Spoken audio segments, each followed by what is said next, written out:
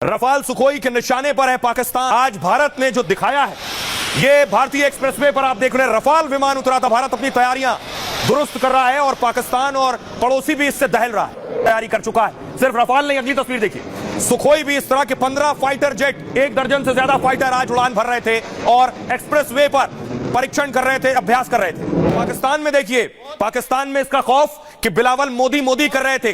Rally में कई बार मोदी का नाम लिया, मोदी ने कि या इस सिंधु से पानी बहेगा या खून बहेगा। हवाई पट्टी पर दूसरी तरफ पाकिस्तान में सायरन बज रहे थे।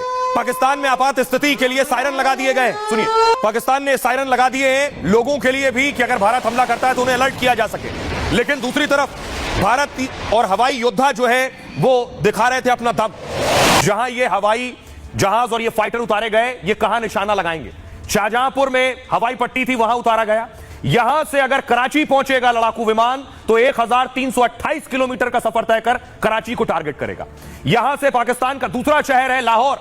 लाहौर इस शाहजहांपुर से जहां ये एक्सप्रेसवे पर उतारे गए फाइटर, लाहौर 675 किलोमीटर है। यहां से रफाल 675 किलोमीटर से पहले ही टारगेट सेट कर सकता है लाहौर पर। इस्लामाबाद यहां से 922 किलोमीटर है और वहां मिराज या जगुआर जाकर अटैक कर सकता है। शाहजहांपुर से रावलपिंडी सिर्फ 911 किलोमीटर है, एक उड़ान में ही यहां तक पहुंच सकता है सुखोई। शाहजहांपुर से 891 किलोमीटर है पीओके, और पीओके में भी अटैक कर सकता है। यानी इस एक जगह से, उत्तर प्रदेश के इस एक एक्सप्रेसवे से पूरा पाकिस्तान और इसके सारे बड़े शहर रडार पर हैं। अब आपको बताऊं कि आखिर यह जरूरत भारत को क्यों आन पड़ी कि एक्सप्रेसवे पर लड़ाकू विमान उतार दो और लड़ाकू विमान एक्सप्रेसवे से गुजर कर जाए। पाकिस्तान तक ये तस्वीरें जा रही हैं। अब इसकी वजह मैं आपको बताता हूं। ये देख रहे हैं, ये एक्सप्रेसवे की पट्टी है और यहां से ये लड़ाकू विमान उड़ उड़ कर गए। यूपी के शाहजहांपुर में भारतीय वायुसेना ने यह दम दिखाया है। शाहजहांपुर में गंगा एक्सप्रेसवे पर अपनी ताकत दिखाई। आंधी तूफान के बीच लड़ाकू विमानों ने टच एंड गो किया है। जंग के दौरान आपात स्थिति के लिए यह तैयारी हो रही है। ऑपरेशन में किसी तरह की दिक्कत पर मोर्चा संभालेगी सेना। करगिल के बाद एयरबेस को तकनीक से लैस किया गया है, लेकिन किसी भी हालत से निपटने के लिए तैयारी है। यूपी में एक्सप्रेसवे पर हवाई पट्टी बनाई गई है। जंग के हालात में इन हवाई पट्टियों का इस्तेमाल किया जाएगा। दुश्मन क्या करता है, युद्ध की हालत में एयरबेस को निशाना बनाता है। ऐसी हालत में भारत के एक्सप्रेसवे से ही विमान उड़ान भरेगा और हवाई पट्टी से ही दुश्मन के ठिकानों पर जाकर स्ट्राइक करेगा।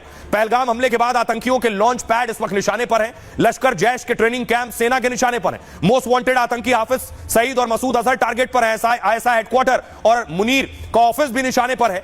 इन टारगेट पर हमले में वायुसेना का रोल बहुत अहम होने वाला है। भारत ने पहले भी पाकिस्तान के अंदर घुसकर हमला किया है। एयर स्ट्राइक और सर्जिकल स्ट्राइक से पाक दहल उठा था। एक बार फिर वायुसेना हमले से पहले तैयारी कर रही है। 3.5 किलोमीटर लंबी हवाई पट्टी पर जगुआर मिराज ने टच एंड गो किया है। करीब 2 घंटे तक वायुसेना के लड़ाकू विमानों ने अभ्यास किया है।